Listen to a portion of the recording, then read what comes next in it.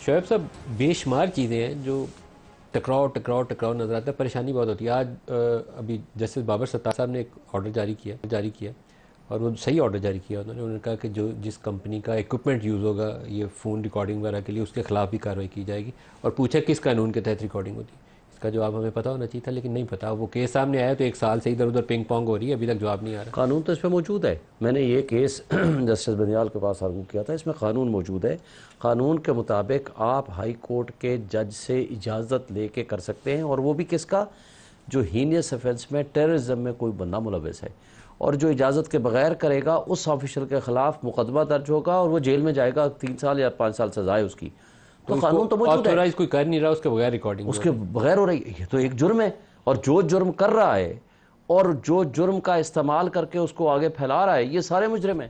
اور میں یہ سمجھتا ہوں کہ اس کے اوپر آج اگر ایک جج نے ایک نوٹس لے لیا کہ یار خدا کے لیے کسی کی پرائیویسی رہنے دو, ہمارا اسلام کیا کہتا ہے. دیکھیں ایون یہاں تک سب سے بڑا جرم ہے, زنا کے مجرم کو بھی جب تک 4 گواہ نہیں لائے گے, اگر 2 آتے ہیں نا تو ان کو قذف کا سزا ہوگی.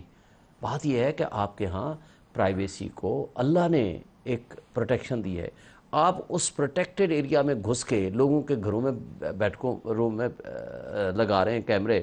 اعظم سواتی کے ساتھ کیا ہوا, ایک جج صاحب کے ساتھ کیا ہوا جنہوں نے یہ لکھ کے دیا ہے. اور جس طرح سے اب آج بھی ویڈیو اور آڈیو کی بات کر رہے ہیں واڈا صاحب, مجھے افسوس ہوتا ہے کہ یہ باتیں نہیں کرنی چاہیے. اور اگر کوئی یہ کر رہا ہے تو اس کا مطلب ہے کہ اس معاشرے کو کہاں ہم لے کے جا رہے ہیں. ہم نے کیا آئین اور قانون کی بالادستی رکھنی ہے یا نہیں, سوال صرف اس یہاں میں ہے. کیبنٹ کا بھی رول ہے نا. کیبنٹ بھی اس کو آتھورائز کرتی ہے کہ کہاں آپ نے وہ وائر ٹیپنگ کرنی ہے, کہاں آپ کو نہیں اجازت. نہیں وہ جج اجازت دے گا. جج اجازت دے گا قانون کا مطابق. کوئی monitoring mechanism oversight mechanism کوئی نہیں ہے. جج کی اجازت کے بغیر آپ نہیں کر وارڈر سکتے. صاحب یہ ایک نیا پنڈورا باکس کھلنا ہے ہمارے سامنے. آپ جو آڈیو ویڈیو کہتے ہیں مزید آنی ہے وہ آ جائیں گی, وہ بھی کوئی بعید نہیں ہے آج کل میں آ جائے. لیکن یہاں پہ ایک پنڈورا باکس کھلے گا بھی. کورٹ جب پوچھے گی کہ بتائیے طریقہ کار کیا تھا اور کس کس کی ریکارڈنگ کی گئی, تو جواب تو دینا پڑے گا نا, بتانا پڑے گا. دیکھیں بالکل یہ آپ کا سوال بالکل جائز ہے, لیکن جو باتیں ابھی زنا والا انہوں نے بتایا کہ 2 گواہ ہوں گے تو وہ بھی معاف ہو جائے گا, بڑی اچھی بات کی شعیب صاحب. شعیب صاحب تو پھر مجھ پہ جج نے جب الزام پروکسی کا لگایا تب تو 2 لفظ بول دیتے اور کھڑے ہوتے صحیح کے اوپر کہ جج کسی کے اوپر بغیر شواہد کے پروکسی بھی نہیں کہہ سکتا, الزام بھی نہیں لگا سکتا.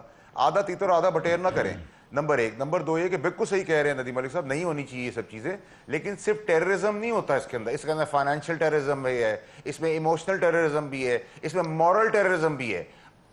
یہ ویڈیو جہاں تک غلط ہے بنانا, وہاں وہ بھی کام غلط ہے جو گھٹیا لوگ گھٹیا کام کر رہے ہوتے ہیں اور پھر بیٹھ کے فرشتہ اپنے آپ کو ثابت کر رہے ہوتے ہیں. تو ان کی بھی نشاندہی, جہاں یہ ویڈیو غلط ہے وہاں ان کے گھٹیا کام بھی اتنے ہی برے ہیں.